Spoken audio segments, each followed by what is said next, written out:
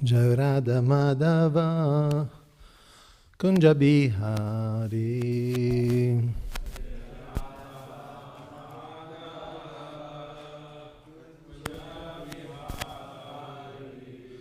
Jai Radha Madhava Kunja Bihari.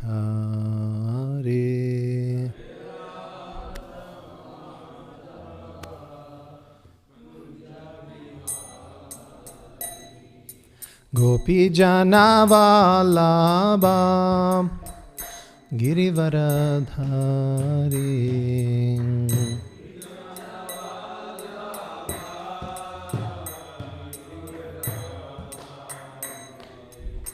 Gopi Jana Vallabha Girivaradhari.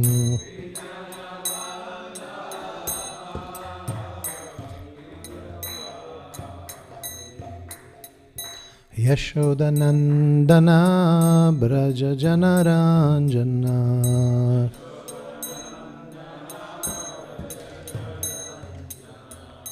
Yashodanandana Braja Janaranjana.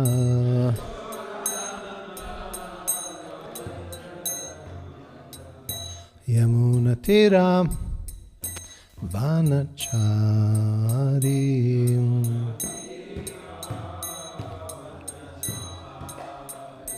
Yamunatira Vanachari.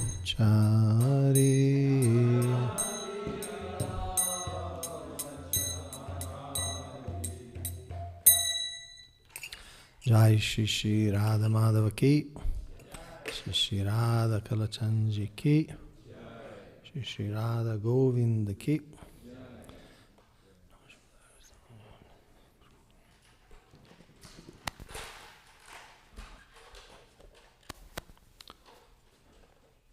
Hare Krishna. Today we start a new chapter from the 4th canto. We start chapter 8,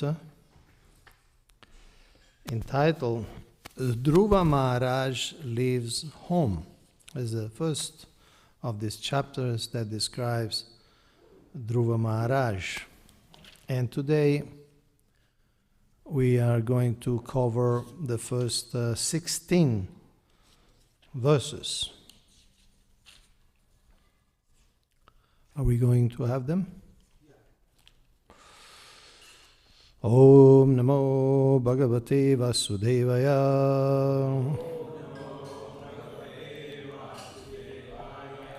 Om Namo Bhagavate Vasudevaya.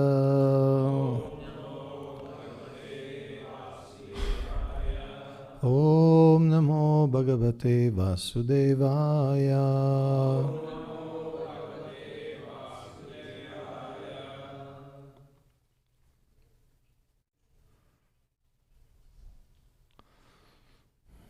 So, as usual, we are going to read, different devotees are going to read the translation of the verses.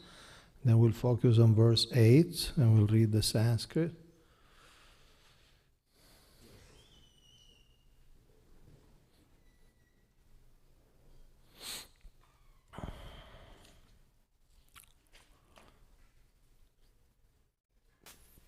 Okay, who would like to start? The great sage Maitreya said, the 4 great Kumara sages, headed by Sanaka, as well as Narada, Ribu, Hamsa, Aruni, and Yati, all sons of Brahma, did not live at home, but became Urdhva Reta, or Naishtika Brahmacharis, unadulterated celibates.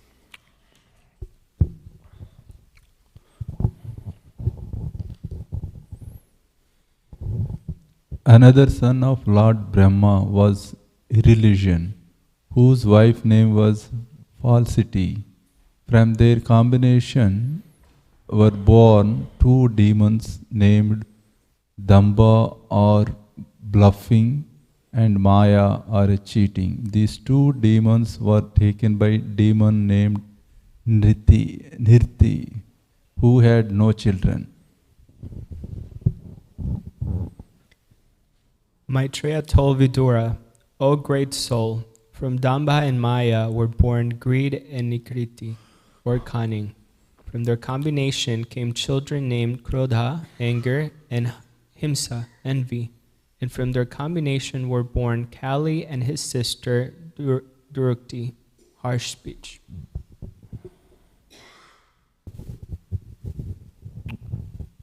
O greatest of all good men, by the combination of Kali and her speech were born children named Mrityu, death, and Bhiti, fear. From the combination of Mrityu and Bhiti came children named Yatna, excessive pain, and Nirya, hell.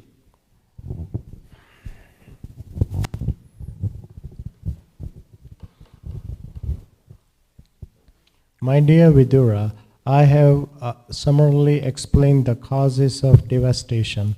One who hears this description 3 times attains piety and washes the sinful contamination from his soul. Maitreya continued, O best of the Kuru dynasty, I shall now describe to you the descendants of Swayambhu Manu, who was one of part of plenary expansion of the Supreme Personality of Godhead. Swayambhuva Manu had 2 sons by his wife Shatarupa. The names of the sons are Uttanapada and Priyavrata. Because both of them were descendants of the plenary expansion of Vasudeva, the Supreme Personality of Godhead, they were very competent to rule the universe, to maintain and protect the citizens.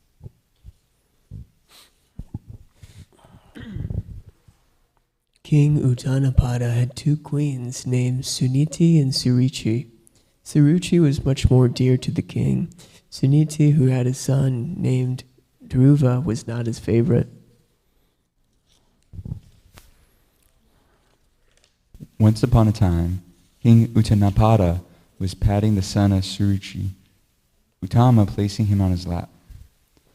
Dhruva Maharaj was also trying to get on the king's lap, but the king did not very much welcome him. While the child Dhruva Maharaj was trying to get on the lap of his father, Suruchi, his stepmother, became very envious of the child, and with great pride she began to speak so as to be heard by the king himself. Queen Suruchi told Dhruva Maharaj, "My dear child, you do not deserve to sit on the throne or on the lap of the king. Surely you are also the son of the king, but because you did not take your birth from my womb, you are not qualified to sit on your father's lap." My dear child, you are unaware that you were born not of my womb, but of another woman. Therefore, you should know that your attempt is doomed to failure. You are trying to fulfill a desire which is impossible to fulfill.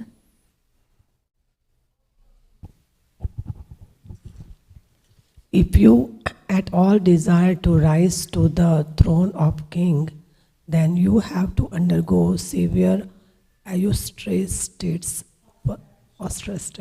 First of all, you must satisfy the Supreme Personality of Godness, Narayana, and then when you are favored by him because of such worship, you shall have to take your next birth from my womb.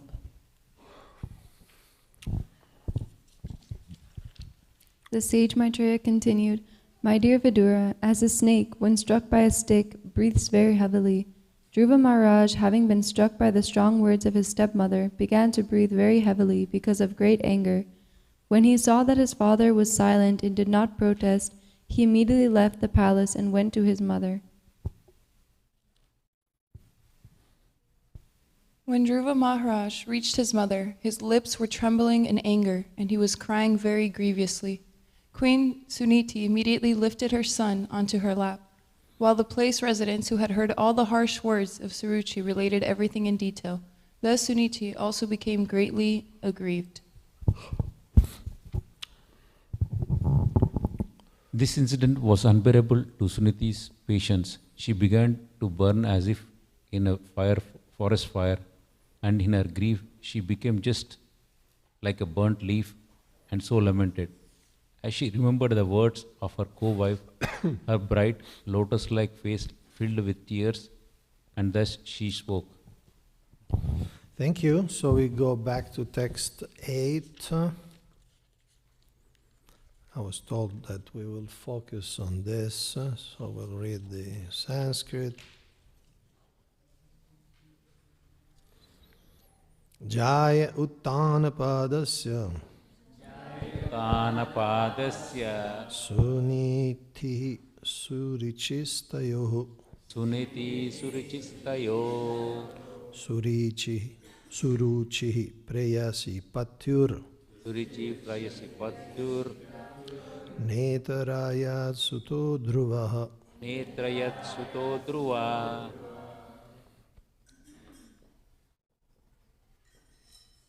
Te Uttannapadasya Suniti Surichitayoha Suruchi Prayasi Pratyur Netriyat Sutodruvaha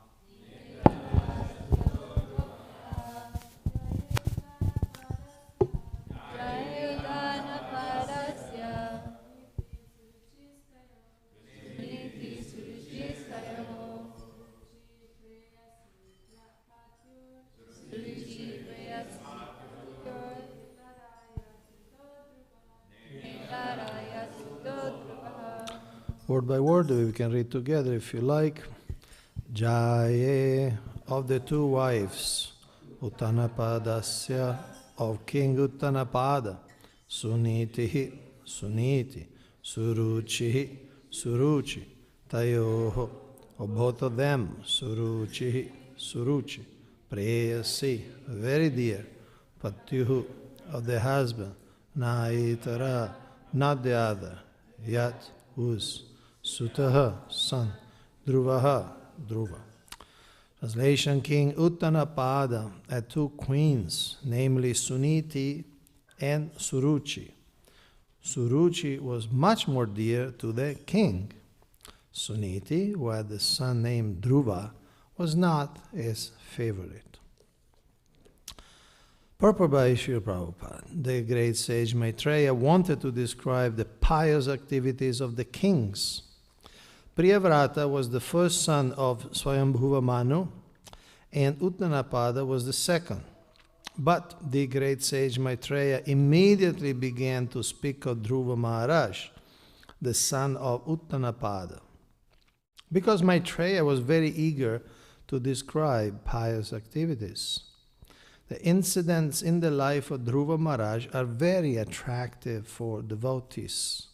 From his pious actions, one can learn how one can detach himself from material possessions and how one can enhance one's devotional service by severe austerities and penances. By hearing the activities of pious Dhruva, one can enhance one's faith in God and can directly connect with the Supreme Personality of Godhead, and thus one can very soon be elevated to the transcendental platform of devotional service. The example of Dhruva Maharaj's austerities can immediately generate a feeling of devotional service in the hearts of the hearers. Om Agyanati Vinandasya Giranjana Salakaya Chakshurumrita Mina Tasmai Shri Gurave Namaha.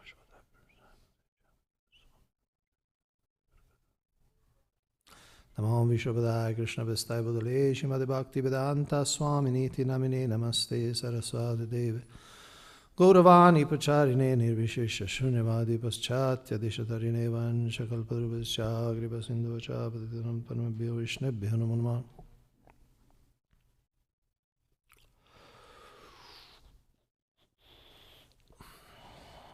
These are narrations from a long time ago.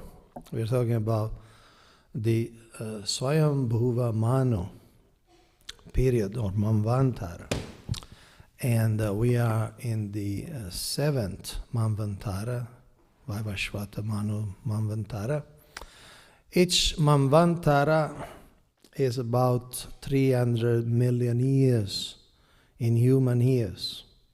So these episodes are more than 1.5 billion years in the past. But we could see that the nature of people and their, we could say, their social alchemy, the dynamics within the family, within marriage, within children of different mothers, or even, as we saw at the beginning of the chapter, different causes of devastations, different sinful activities, including incest and all sorts of personifications of very bad tendencies, very degrading tendency. They exist. So from this vignette, we could see that even in the past, even in Satya Yuga, this is Satya Yuga, these are real people with real problems. Sometimes we may be fascinated by the thought that in previous ages everything was perfect, and there was no tension, there was no conflict. But we could see that there was a lot of tension, a lot of conflict, a lot of pain too. Of course, much less. And things were more subtle. But even of this snapshot of this family, which is a royal family, Uttanapada is the son of the Manu, Swayambhuva Manu. Still, in these families, there are these tensions, these envies. We see Suruchi. Su, in Sanskrit, it's a prefix that reinforces the idea. Su, or very, like saying very. So Suruchi, she had this capacity of attracting the mind of the king. She apparently was very, very beautiful. And the minds of the king was very attracted to her. And then there is Suniti. Niti means codes of morality or standards of behavior. There is the whole Niti Shastra, for instance, by Chanakya Pandit. Srila Prabhupada said it's not a spiritual authority, but it's an authority on mundane morality and politics and how to manage things on the material level. So sometimes I call devotees who are very much, we could say, hopeful to reestablish something Vedic in this age. I call them like nostalgic of an imaginary past. They are nostalgic of a past which actually never existed, not at least not in the way they imagine it. See, I live in India mostly, and there is some current or some ideas that very much women especially should be very much following the Vedic standards. And but we need to understand what are the Vedic standards, because here we could see that Suruchi in particular, she was very envious, and she makes the point to speak loudly with Dhruva so that the husband hears her voice. And it's explained in one of these purports that actually Uttanapada Maharaj loved Dhruva, but he would not go against Suruchi's mood. And so, as a father, he loved Dhruva too, but somehow because Suruchi created a big opposition to Dhruva also, sharing of the affection of the father. Even Uttanapad Maharaj was a bit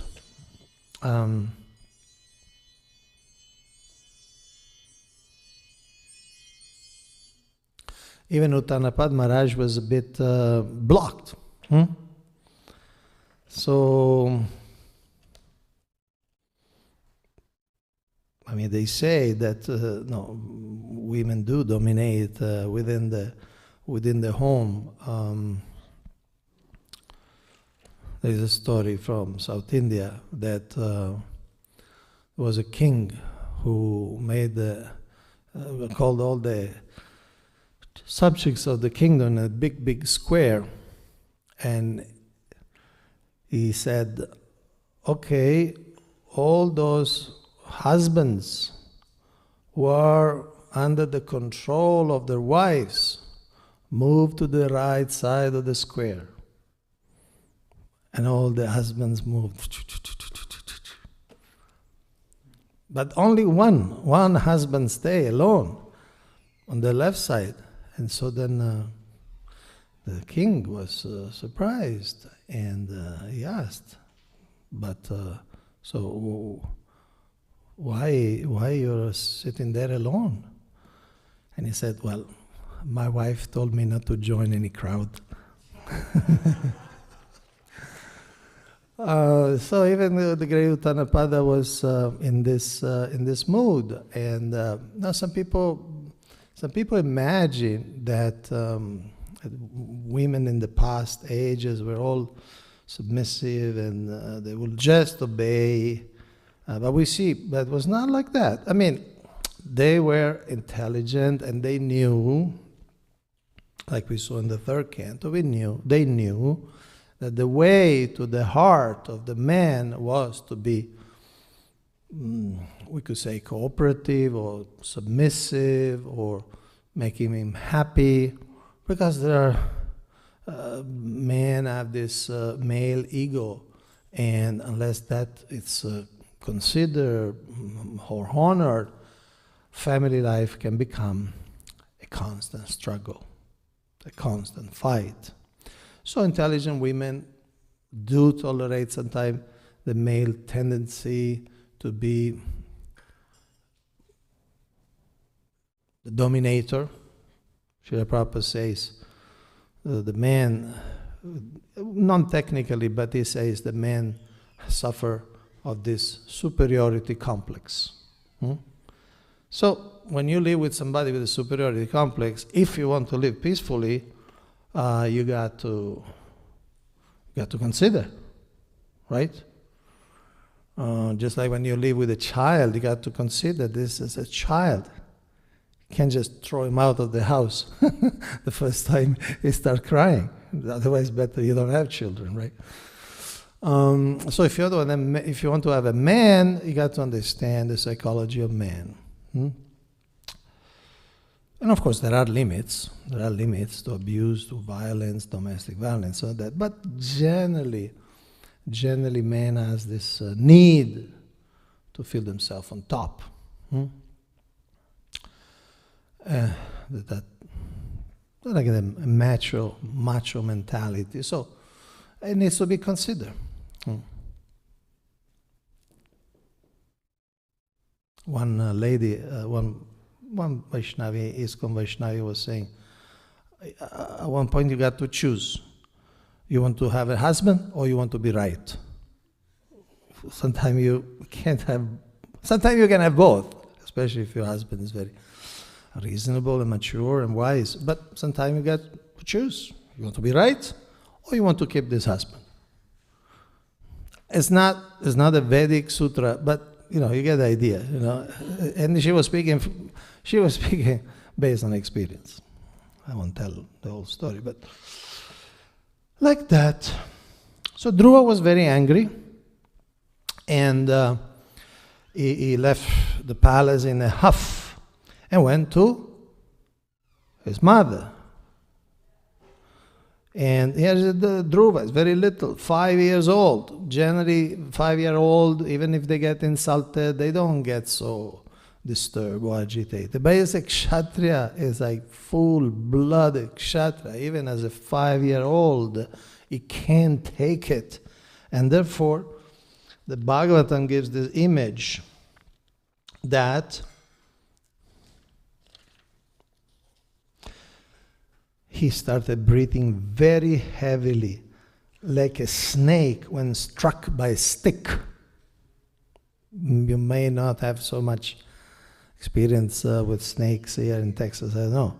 Not in Dallas City probably, but imagine a snake, a venomous snake, when it gets hit by the snake, by the stick, becomes very, very angry, very upset, very vindictive.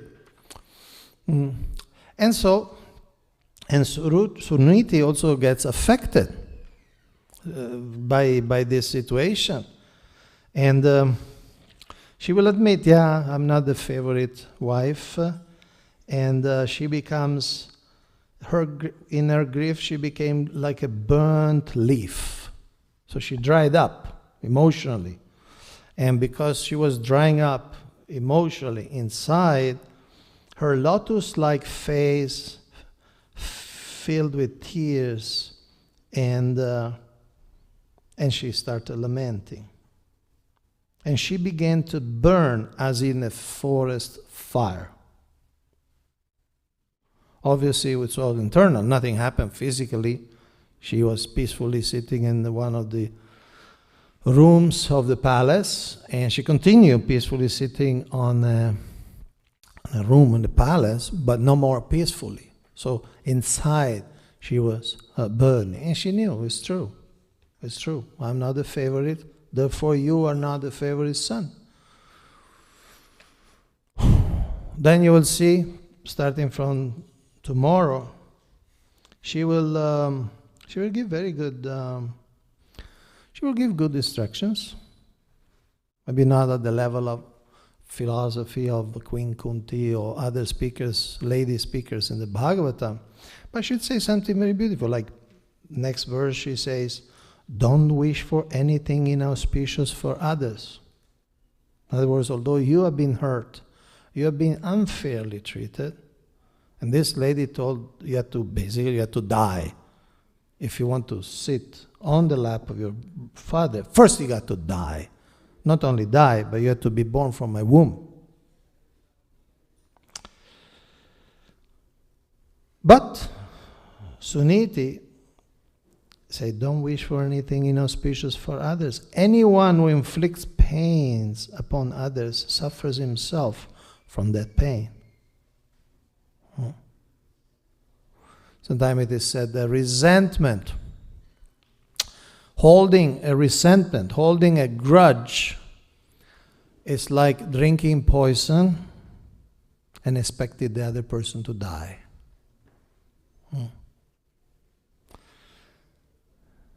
There is a saying, somebody wrote that, I felt revengeful, I felt resentful towards somebody, and then I forgave. And so I freed a prisoner. And that prisoner was myself. So resentment, revenge, is something that can trap us. It can give us cancer, can give us something very bad, because it becomes psychosomatic. From the mind, we generate hormones that contaminate the whole body. At one point, the body can't take it anymore, and it goes in tilt, freaks out, colloquially speaking. And then it starts generating very negative cells, cancerous cells. So just from the mind, everything starts, and everything develops. So here, Suniti, although very distressed, she is able to give very good moral instructions, and she, in this way, demonstrates that she deserves her name, Suniti. Suniti. Very high religious moral codes. At the same time, we could see that she is very aggrieved. And let me put in a little plug. Tonight at 7 o'clock in the Darshan room, Ramakrishna Maharaj quarters, we'll have a seminar entitled Vaishnavi Diksha Gurus. Yes, of course, that's the title. And we'll talk about the topic for whoever is interested. And it came to my mind because Suniti, we'll talk also about Suniti, more about Suniti. So stay tuned, because what Suniti will do, it's one of the main arguments for those who are against women Diksha Gurus, who are against women accepting disciples. They say, because Suniti did not give initiation to Dhruva, as you could see later on, Narada Muni initiates Dhruva, not Suniti. And Srila Prabhupada explains, because of being in family relation with Dhruva and being her mother and also a woman, then she would not initiate Dhruva Maharaj. And from this, some devotees, some devotees build up the whole argument that because Suniti did not initiate Dhruva, no women can ever initiate anybody. Which is something Srila Prabhupada never said. Never said. Anyway, if you're interested, we'll talk more about this. Okay. Any questions or comments? Yes. Do we give this Prabhu a mic?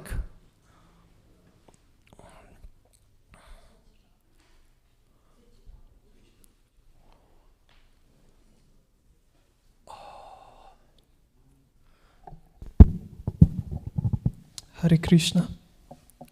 Hare Krishna. My question is pertaining to the beginning verses. When it's being described, it seems a lineage of irreligion and where it ends up to. Having no pre-knowledge of where the story will go after verse 16, is there a parallel between that lineage of irreligion and the story that's taking place between Suniti and Dhruva? Not really, because from Dhruva onwards we discuss more pious activities. Srila Prabhupada stresses in the purport we read that even Maitreya started discussing Uttanapada's descendants because he was really kind of eager to go to Dhruva. Although Priyavrata Maharaj was the first son of Swayambhuva Manu, he would be described later at the beginning of the 5th canto. So that's more of a summary of what degrades human society and is used as a preemptive measure. Srila Prabhupada, maybe you can put text 5, purport.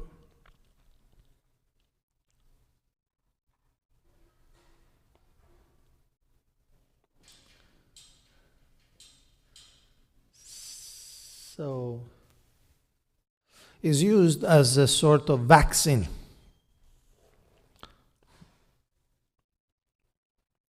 The creation takes place, purport. The creation takes place on the basis of goodness, but devastation takes place because of irreligion. That is the way of material creation and devastation.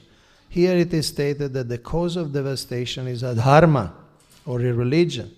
The descendants of irreligion and falsity, born one after another, are bluffing, cheating, greed, cunning, anger, envy, quarrel, harsh speech, death, fear, severe pain, and hell. All these descendants are described as signs of devastation. If a person is pious and hears about these causes of devastation, he will feel hatred for all this. and that will cause his advancement in a life of piety. So it's almost like the principle of homeopathic medicine. Some of you may be familiar. Homeopathic medicine, the principle, that's why it's called homo. Homo means the same. Homeopathic medicine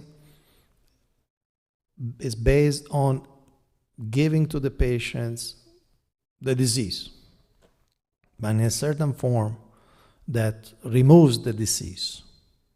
So here Maitreya Rishi is giving us this picture, very, very dark picture of a dharma procreating with falsity and then all these descendants. So he's giving us this very dark and negative picture so that one who is pious will feel disgusted, will feel completely, no, I don't want this. So we'll act as a preemptive or preventive injection. Of course, somebody who is totally sinful will be very attracted. Wow, this sounds good. Harsh speech, yeah, why not? Anger, cunning, yeah, sure, we got to move up in the world. Dog eats dog. Envy, quarrel, some people may even be attracted.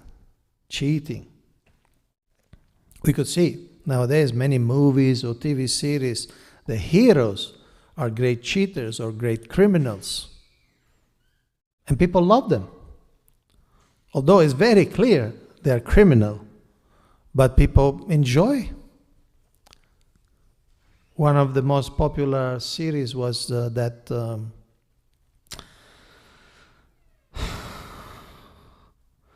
was that? The mafia family, Italian mafia family from New Jersey. I mean, you may not know, but what was there was the old series, one of the most famous TV series. The Sopranos. You might have heard, right? So it was one of the most successful TV series in American TV history. And it's a story of Italian mafia people who does all this.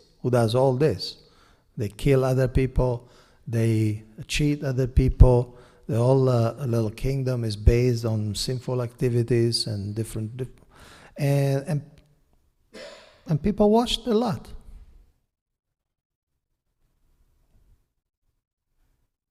It's a vicarious experiencing of sinful activity. You don't do it. I'm not saying that all the people who watched The Sopranos become mafiosos, but they enjoy seeing the mafiosos. Okay?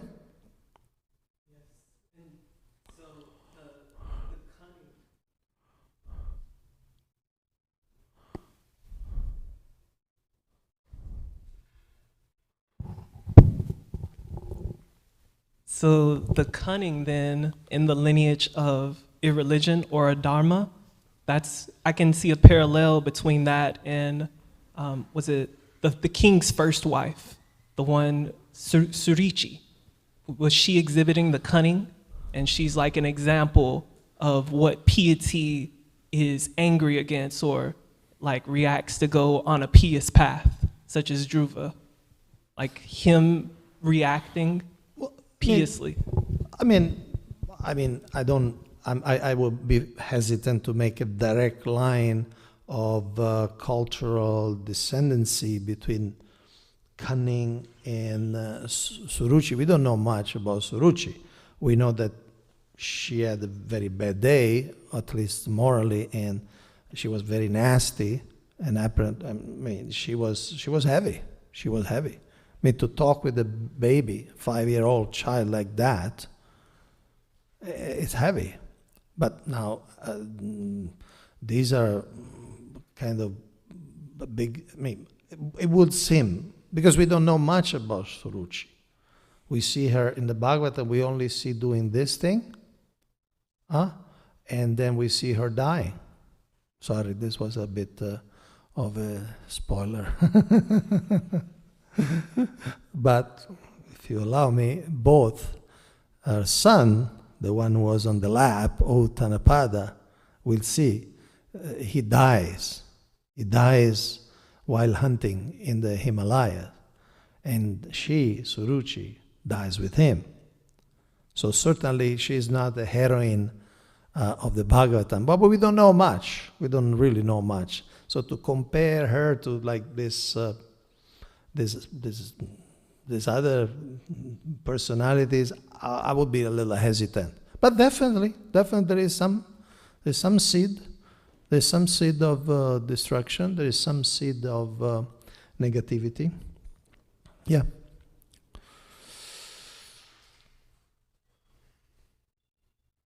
Anything else?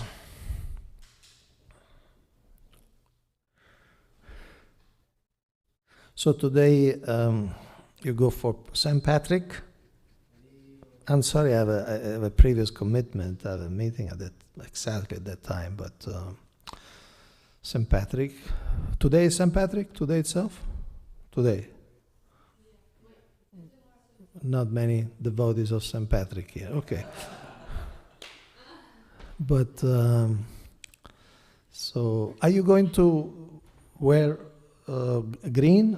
I mean, many of you are drinking green today. It was purposeful for St. Patrick.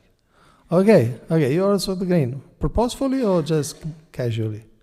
I found this for the occasion. Okay. So anyway, if you have green, of course it's not.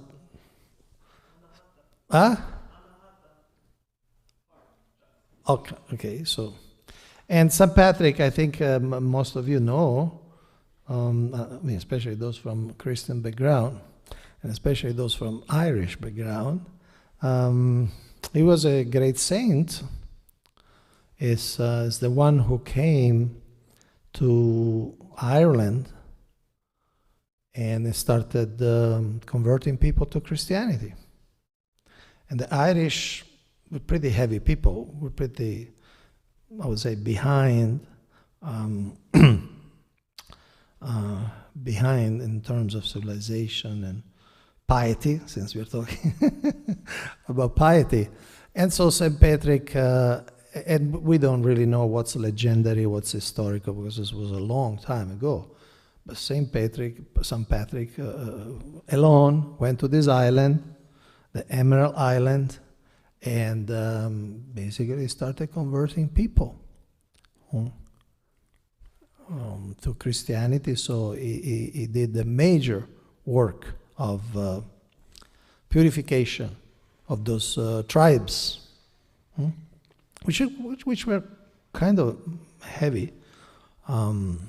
See, my sister lives in Ireland, so once I visited her in Dublin, and I went to see a local historical museum, and thousands of years ago, not now, but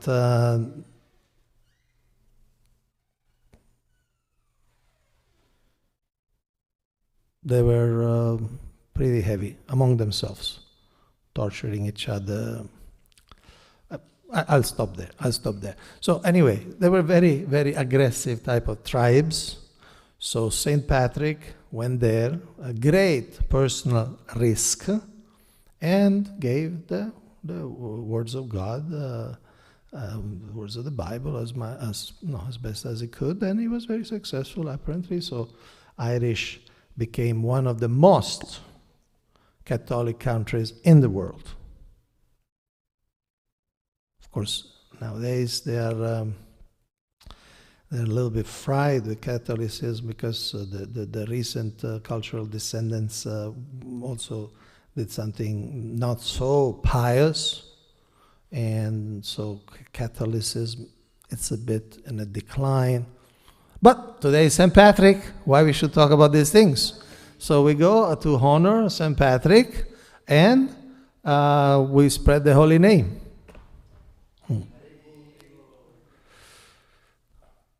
We have 5 minutes more, unless you're so eager to jump out. If you have any other question or comments, otherwise we can close early in honor of St. Patrick.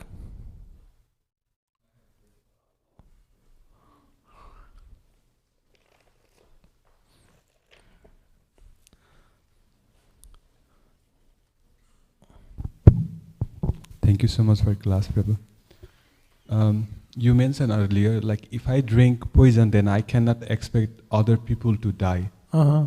But what usually happens in our life daily is like, if somebody says something bad to me, then my mind is keep gonna play the same scene. Say, react on it, say something to that person, do something. And that's how I end up committing so many offenses every day to devotees. You are committing. I mean, even I don't say it in the or, but my mind keep playing the same thing. And even in the mind, I commit some offenses. Let's suppose if a person says something bad and I was like, why he's saying, he's so rude, he is doing this to me, why he's doing that. My mind is keep gonna say the same thing. How to stop mind from committing so many offenses every day? See, you need to free yourself from this resentment, because, see, there is a taste in feeling oneself the victim. There's a tamasic taste, but there's a taste. And we entrap ourselves with this taste. There is a technique, they say, in certain parts of India to capture monkeys. And there is a wall, and there's a little hole in the wall, and they put inside something that the monkeys really like, maybe some candies or some nuts. So this hole is big enough for the monkey to insert the hand. But then when the monkey grabs the food, cannot take it out anymore. So the hunter just goes there and pick up the monkey, because the monkey got blocked. So similarly, we put that energy. The words don't have that energy in itself. Okay, he said something, she said something. It was what? Few seconds, right? Or they wrote something on social media, on Facebook. You are this, you are that. Okay. It's like 3 syllables, 4 syllables, 5 syllables. But we put that energy in those syllables so much that those syllables start controlling our life. It's our energy. It's just like the monkey is trapping itself. It's not the food that traps the monkey. It's our own attachment to the food. So we may feel victimized, or we may want to gratify the ego. How he can say something to me? But what we should do? First of all, maybe what they say is right. You're a fool. Yeah, maybe I'm a fool. Yeah, thanks for telling me. Yeah, maybe. So first of all, consider they may be right. So there is nothing to be angry about, right? They may be wrong. So there is really nothing to be angry about, because they're wrong. Who cares, right? They're wrong. It's not true, right? So, okay, they're saying something is not true. Okay, that's their problem. That's their loss, not mine. That's their issue. So if they're right, it's not an issue. If they're wrong, it's not an issue. We put the energy, and then we get trapped. Okay? Grantara Srimad Bhagavatam ki jai, Srila Prabhupada ki jai, Dhruva Maharaj ki jai, Saint Patrick ki jai.